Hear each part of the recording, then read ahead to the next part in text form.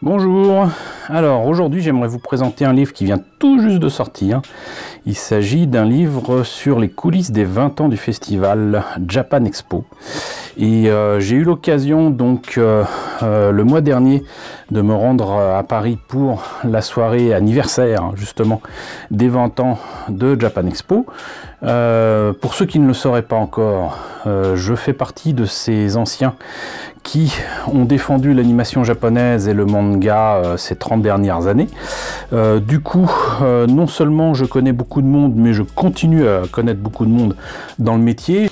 Et donc j'ai vu se développer, j'ai vu naître ce que tout le monde connaît sous le nom de Japan Expo désormais. Et donc j'avais vraiment hâte de découvrir ce qui avait été fait autour de ces 20 ans, parce que Dieu sait qu'il y avait beaucoup de choses à dire et beaucoup de choses à montrer. Et j'ai reçu donc ce livre, donc encore merci à Game of Scum et surtout à Japan Expo de m'avoir envoyé ce livre estampillé Hachette, hein, c'est quand même pas n'importe quoi. C'est un beau bébé, c'est un beau bouquin.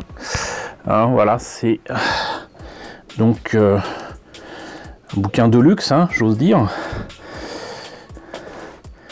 Et il est vendu quand même 35 €.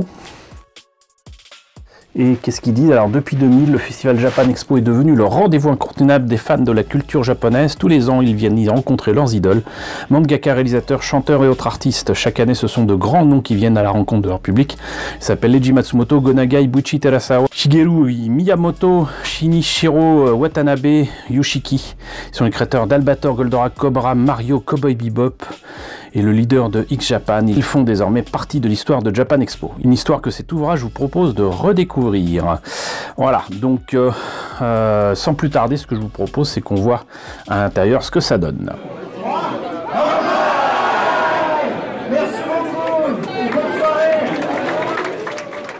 Donc je vous l'ai dit, hein, je me suis rendu à un événement autour des 20 ans de Japan Expo. C'était très sympa de revoir de vieilles têtes, j'allais dire, mais aussi de nouvelles, et il y avait vraiment tout le monde. Il y avait différents coins où on pouvait se prendre en photo entre nous, mais il y avait aussi un coin avec Goldorak, voilà. Hein, comment mieux fêter les 20 ans de Japan Expo qu'avec le robot cornu, avec lequel beaucoup de choses se sont lancées autour de l'animation japonaise en France. Et je dois bien dire qu'il y avait quand même beaucoup d'émotions. Voilà, on voit le chemin parcouru, c'était quelque chose. Pour le livre, alors, du coup, c'est de Sébastien Floch. Coucou Sébastien. Avec des photographies de Jess Grinesser et Valérie Guedes. Je pense que je connais Jess, Valérie, j'en suis moins sûr. Une préface carrément du vice-premier ministre, ministre des Finances et ministre d'État pour les missions spéciales, j'imagine japonais, c'est pas précisé. Le sommaire, il est quand même très complet, hein.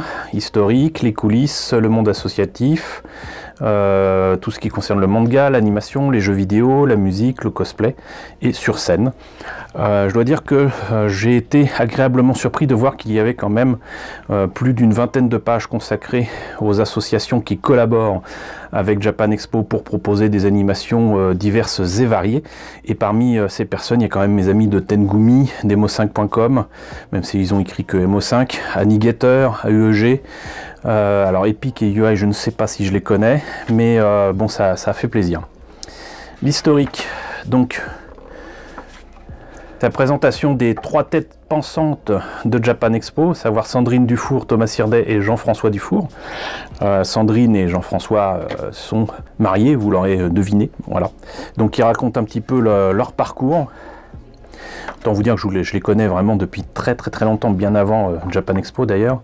Donc là, petit rappel des faits avec justement ce qu'ils appellent les premiers impacts. 2000, 2001, etc. Alors, toutes ces images me rappellent bien des souvenirs. Le CNIT, c'est vrai que ça fait déjà plus de 15 ans. Avec des événements qui, à la Défense, avaient tellement de succès que les gens faisaient la queue, ils faisaient même plusieurs fois le tour de la Grande Arche. D'ailleurs, voilà, les photos, c'était complètement fou. Le lieu c'est énorme, mais c'était quand même trop petit pour Japan Expo. Je vous laisse seul juge de cette photo, c'était complètement dingue. L'arrivée à Villepinte après une année j'allais dire de repos, de pause et de changement aussi administratif, c'est pas spécialement précisé, mais donc en 2006 c'est l'arrivée à Villepinte et ça fait bizarre là aussi de se dire que ça fait déjà 13 ans que c'est à Villepinte avec un hall, puis 2, puis 3, puis 4. Enfin voilà, ils ont vraiment investi les lieux. Et pour ceux qui se poseraient la question, ce qui est complètement fou, c'est que malgré les succès de Japan Expo dans Paris, donc au CNIT, qui avait été rempli à ras-bord, les personnes qui sont responsables des parcs des expositions, des choses comme ça, continuaient à ne pas à sous-estimer, on va dire, le succès d'un événement comme Japan Expo. Et donc il fallait clairement, de toute façon, un espace qui soit évolutif, qui soit modulaire, j'allais dire. Et c'était assez difficile à trouver. Convaincre les gens de l'intérêt du manga et de l'animation japonaise, de la culture japonaise et de tout ce qu'il y a autour, et ben, dans les années 2000, c'est encore difficile. Et c'est complètement fou. De toute façon, les lieux où exposer correctement en France, il n'y en a pas tant que ça pour un événement de la taille et de l'importance de Japan Expo. Et c'est bien qu'ils aient pu s'installer à Villepinte. Donc voilà, petit à petit. Là, je passe des années et des années. Là, il y a quand même quelques précisions concernant Chibi Japan Expo. À un moment, Japan Expo a essayé de varier les plaisirs en proposant des versions de Japan Expo en plus petit, en termes de taille, en termes d'organisation. Et ça a eu lieu à Montreuil, ça a eu lieu aussi au parc des expositions de Villepinte. Ils ont même essayé de proposer la Comic-Con en France dans leur version. Finalement, c'est passé ailleurs. Mais il y a eu des essais quand même de dépasser en fait le cadre uniquement de la culture japonaise. Et ça, c'est quand même le signe qu'on a affaire à des organisateurs qui sont très ouverts d'esprit. Voilà. 200 000 visiteurs en 2012. Ça a largement dépassé depuis. Agrandissement et ouverture le mercredi. Alors ça, c'était une fausse bonne idée. Pour les visiteurs, certainement, c'était bien. Pour les 15 ans, donc, ils avaient fait 4 jours, donc du 2 au 6 juillet en 2014. Et le truc, c'est que c'est très difficile à tenir. Très difficile à tenir quand on est exposant, quand on est professionnel, qu'on doit se rendre là-bas.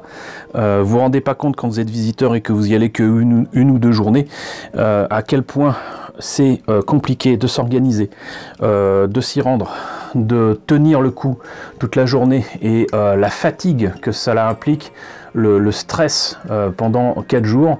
On s'en remet pas pendant justement 15 jours.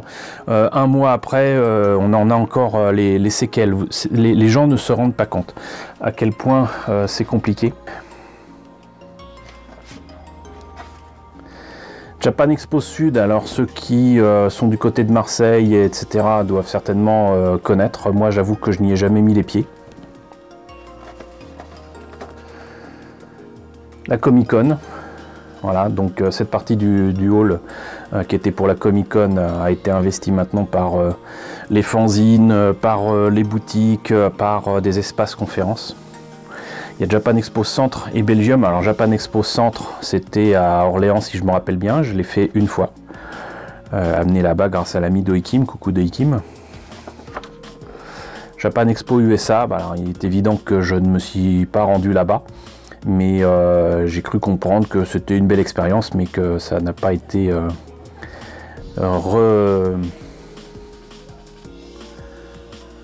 reconduit. Donc ils le disent d'ailleurs, 2 éditions compliquées qui connaîtront plusieurs difficultés et un tremblement de terre. Donc ça, j'imagine que c'était cette année. Alors, mon ami Aurore qui fait les dessins de Japan Expo depuis des années et des années. Aurore, je la connais depuis très très longtemps. Elle faisait un fanzine qui s'appelait My City avec d'autres amis qui sont chers à mon cœur. Que ce soit Paming, que ce soit Maeva, donc ça remonte à très très loin. Là il montre comment il travaille, c'est super. Donc c'est un bouquin qui est quand même énorme, là on n'en est même pas aux premières pages. Bon, par contre ce que je trouve assez étonnant, c'est le nombre d'images que je vois avec des gens de dos. Je comprends pas. Ça, je comprends pas l'intérêt de cette photo là. Et surtout j'ai l'impression que les images et les couleurs sont saturées, vraiment saturées. Ça rend pas très bien. J'ai l'impression de voir une photocopie couleur de photos argentiques. Voilà, pareil, de dos. Bon, c'est pour les coulisses, mais quand même. Bon. Voilà, bon, à chacun son truc, mais là pour l'instant, les photos que je vois là sont pas à mon goût. Monde associatif, on en parlait tout à l'heure, mais toujours avec des photos saturées. Tengumi, donc qui aime à faire de l'origami, des trucs sur le dessin. Emo5, alors je comprends pas pourquoi ils mettent Emo5 alors que c'est emo5.com. Des amis de longue date là aussi qui défendent comment dirais-je, la culture vidéoludique et surtout la sauvegarde du matériel informatique qui est souvent jeté voilà, sans aucune raison valable. Et donc je les connais depuis très longtemps, j'ai même participé à des expositions avec eux et à leur demande, notamment au Grand Palais avec Game Story. Annigator, donc là je devrais même pas devoir à vous les présenter. Là ils sont présentés avec des photos que je trouve pas terribles, avec du papercraft, mais je collabore avec eux depuis des années et des années, ça remonte à certainement presque aussi longtemps que Japan Expo, plus de 15 ans en tout cas.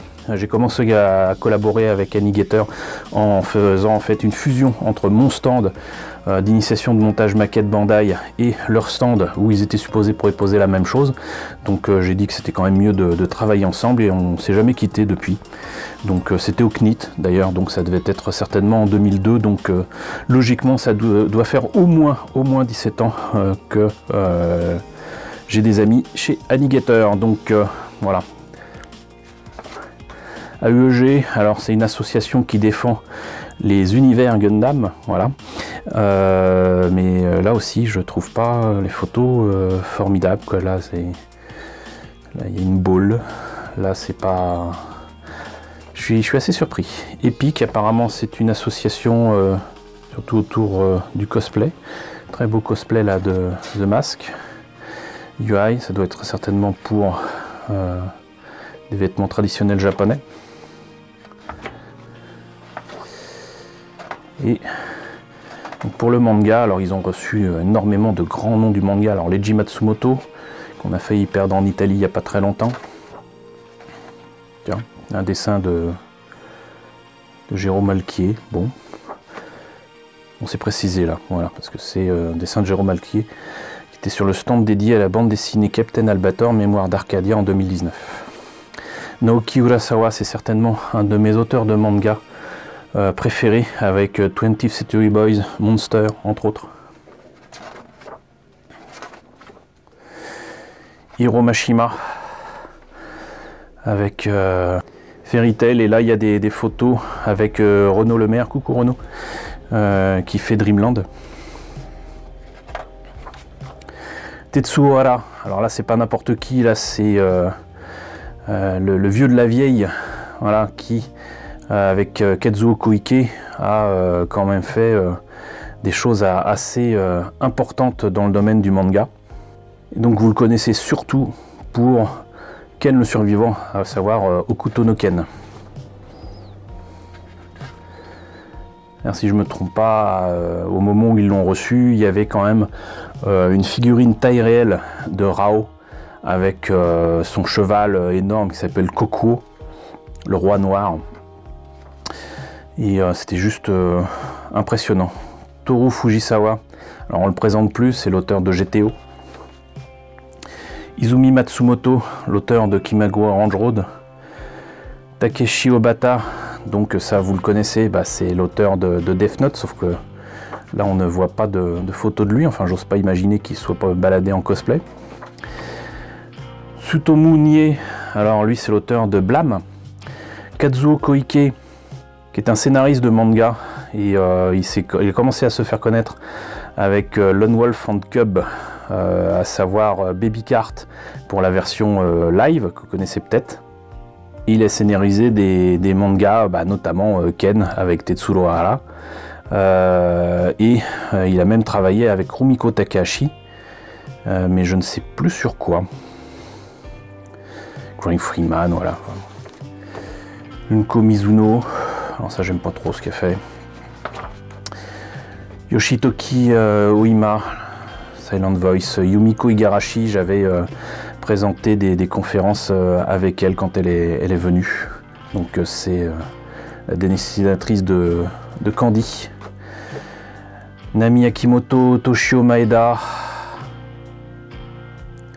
Toshio Maeda, c'est quand même l'auteur d'Urotsuki Doji. Les Clamps, que malheureusement je n'ai pas pu rencontrer alors que j'étais à Angoulême lors de, comment dirais-je, de l'année où il y avait eu l'exposition autour des Clamps. J'aurais bien aimé les rencontrer, malheureusement ça n'a pas été le cas. Masakazu Katsura, alors ça c'est l'auteur de Video Girl Eye, je vous ai présenté la figurine de Video Girl Eye. J'ai rencontré plusieurs fois, que ce soit à Angoulême ou à Japan Expo. Ken Akamatsu, alors là c'est l'auteur de Lovina. Yoko Hanabusa, dont je ne crois pas connaître l'œuvre. Buichi Terasawa, alors là on le présente plus, mais quand même c'est le mangaka de Cobra notamment. Je vous ai présenté un livre sur Buichi Terasawa, c'était l'année dernière, hein, logiquement.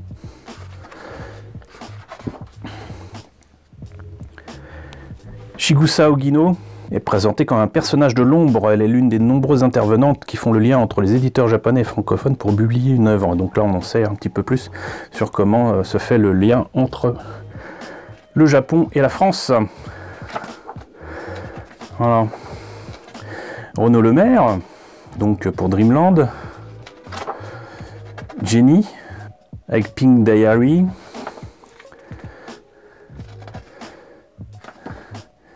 Tony Valente avec Radiant, qui a maintenant une adaptation animée qu'on peut découvrir, si je ne me trompe pas, sur Crunchyroll. Elsa Brandt, coucou Elsa, et Guillaume Lapère, avec Save Me Pity. City Hall. Là encore, des photos de dos. Je comprends pas. Bon. Christelle Oulan, c'est Yves Schirf. Alors là, il s'agit de Kana. Christelle, là aussi, on se connaît depuis très très longtemps. Pierre Valls, alors là, bon, pareil, c'est... vous lui devez en fait Pika. Voilà. D'abord avec Player One, ensuite Manga Player. Et tous les titres de Pika, y compris du Gundam, c'est Pierre. Qui a cru en ce titre bien avant tout le monde.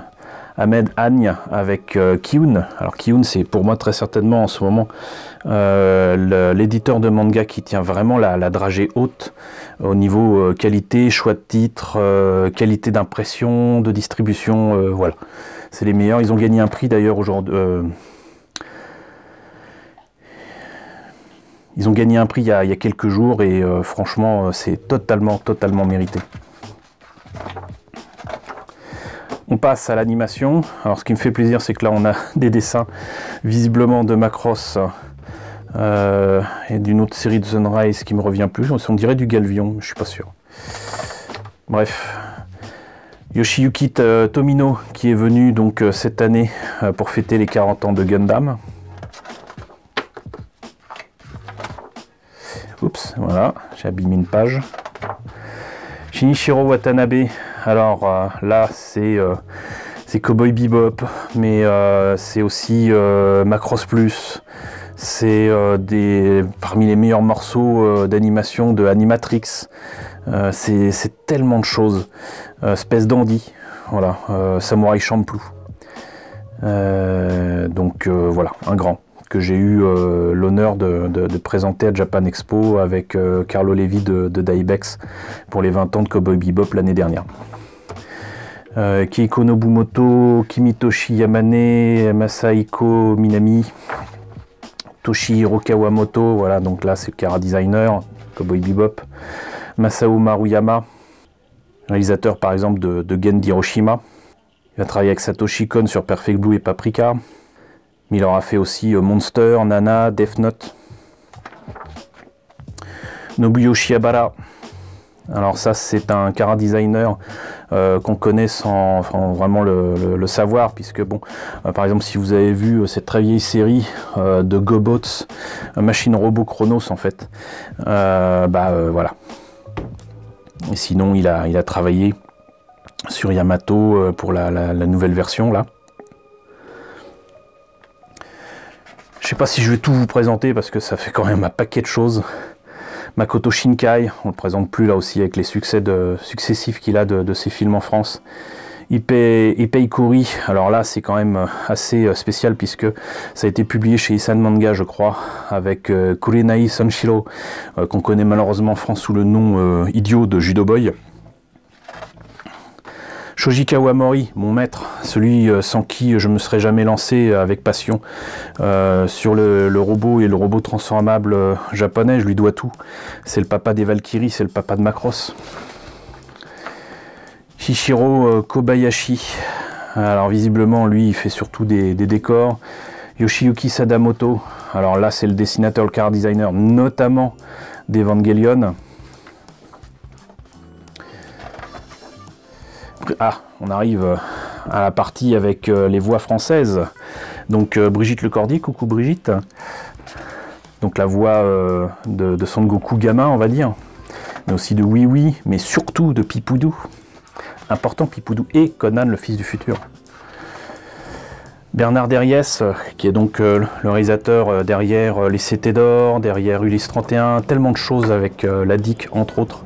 Thomas Astruc, qui est donc le réalisateur de cette série qui a un succès phénoménal mais dans le monde entier, qui est donc Miraculous Ladybug. Coucou Thomas, coucou Bernard. Sava Hitman Eiffel, qui a lutté vraiment longtemps pour pouvoir sortir sa série Urban Star Racers, et il l'a fait vraiment au Japon, un passionné, un professionnel, j'allais dire de la première heure, mais voilà, un grand, et que j'ai eu l'occasion de rencontrer plusieurs fois et dont j'apprécie beaucoup le travail, et qui a fait beaucoup aussi pour rapprocher le Japon et la France par l'intermédiaire justement de l'animation et d'animateurs. Notamment Thomas Romain, voilà, qui a maintenant sa propre boîte. Je vous ai présenté son bouquin où il redessine les personnages dessinés par ses enfants. Donc je vous mets le lien ici si vous ne l'avez pas vu. Stanislas Brunet, alors là, lui, il était, j'allais dire, décorateur. Il faisait des décors pour certaines séries, notamment Macross Frontier au Japon. Il est surtout méca designer. C'est lui qui a fait les mechas et les véhicules dans Urban Star Racers, entre autres. Stanislas est non seulement un grand, mais surtout un gars super gentil et super talentueux, quoi. Voilà, j'espère qu'un jour, je pourrai le revoir à Tours ou ailleurs et que je pourrais vous proposer une petite interview, ça serait sympa. Eddie Meong, donc, qui fait partie des premiers noms qui ont fait leur nom justement, non seulement au Japon, mais en France, dans ce corps de métier qui est quand même un peu compliqué, qui est l'animation japonaise. Olivier Fallet, coucou Olivier. Alors donc il y a une interview d'Olivier, ça c'est cool. Donc maintenant il s'occupe de Crunchyroll, mais il m'avait remplacé comme rédacteur en chef d'Animeland il y a longtemps maintenant. Toujours des gens de dos. Jeux vidéo. Shigeru Miyamoto. Je vais passer le jeu vidéo, je suis désolé parce que c'est vraiment pas ma partie, j'ai pas envie de dire n'importe quoi, mais je vois des noms effectivement très très connus.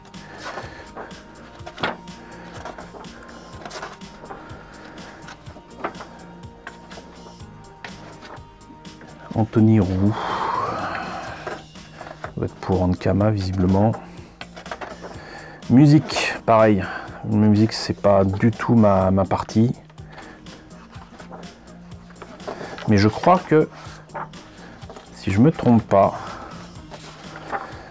J'y ai vu. Voilà.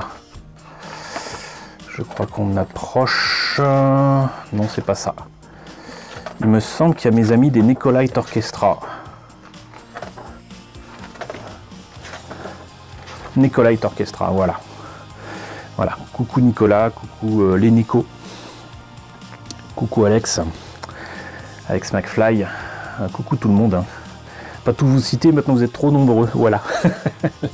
les chatons se sont reproduits et pas qu'un peu, donc ils font une tournée absolument incroyable partout. Là en ce moment, il n'y a pas une journée où j'apprends pas qu'il n'y ait pas eu un concert ici ou là.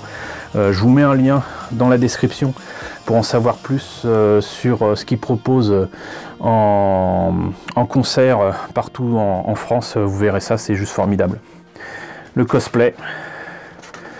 Choco et Jérôme. Alors là, je connais beaucoup de gens qui sont dans le cosplay, mais pas nécessairement les têtes d'affiche.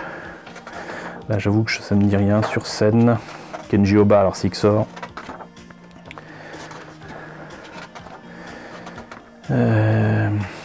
Force rouge, mais je sais plus quoi. Ah, Pierre Giner, mon ami Pierre. Coucou Pierre. Pierre a collaboré à Animeland et pas qu'un peu. Pierre, vous lui devez le premier dossier de presse et la première mise en avant des studios Ghibli en France. Pierre, vous lui devez tellement de choses. Vous lui devez les premiers invités à cartoonistes avec quand même Shingo Araki, c'était pas n'importe quoi. Et tous les invités de cartoonistes ensuite, c'était Pierre. Pierre est un grand fan de Tokusatsu en plus. Et il a fait énormément pour rapprocher justement la France et le Japon à ce niveau-là. Donc merci à toi Pierre. Alex Pilote, Alex, le père des Bitoman, l'un des pères fondateurs de No Life. J'ai l'impression que là il y a une image, je suis pas sûr, j'ai l'impression que c'est l'ami Guélou. Coucou Guélou.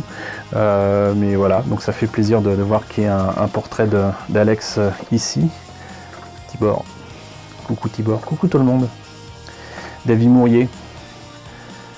Vous pouvez, là aussi je vais vous mettre les liens dans la description de la vidéo, mais David est très actif sur YouTube, profitez-en, il fait des choses très bien, notamment autour des jouets. Malheureusement ça n'a pas encore assez de succès, il fait les bad news, ça a beaucoup de succès, ça on n'en doute pas, mais voilà, allez voir ce qu'il a fait autour des jouets avec la culture Z.